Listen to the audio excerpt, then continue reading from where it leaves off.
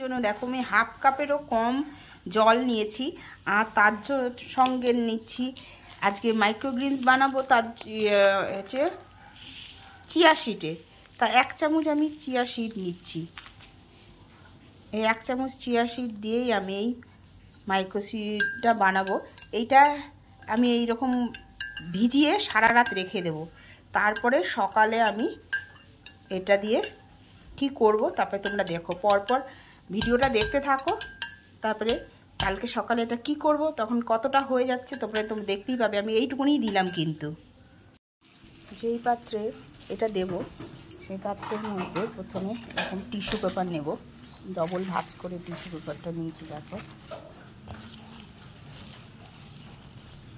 আরেকটা নিলাম tissue paper.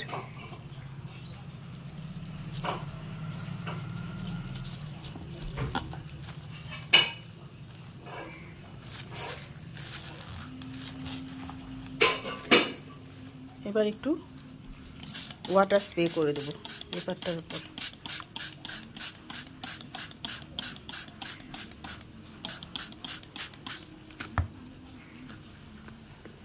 দেখো ভালো করে ওয়াটার স্প্রে করে দিলাম।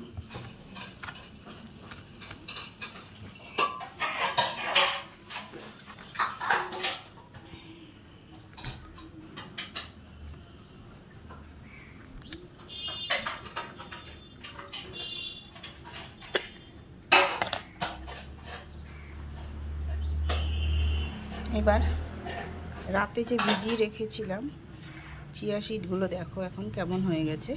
এইবার এটাকে আমি আস্তে করে পুরো কাপের মধ্যে এখানের মধ্যে ঢেলে দেবো।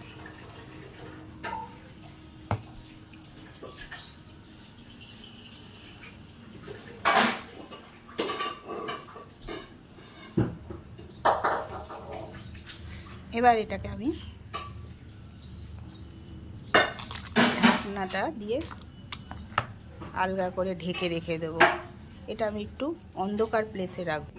এবার আমি দেখো আমি ডাইনিং টেবিলের এক কোণায় আমি এটা রেখে দিলাম। এটা দেখবে 2-3 দিন পরে একটু একটু করে অঙ্কুর বেরোচ্ছে, আর এটা ড্রাই হয়ে গেলে অল্প অল্প করে ওয়াটার স্প্রে করব। দেখো বন্ধুরা, 2 দিন পরে ছোট্ট ছোট্ট দেখো অঙ্কুর বেরিয়েছে। সরি, খুব ঠান্ডা লেগেছে তাই কথা বলতে কষ্ট হচ্ছে। দেখো এটা হচ্ছে 5 দিনের পর।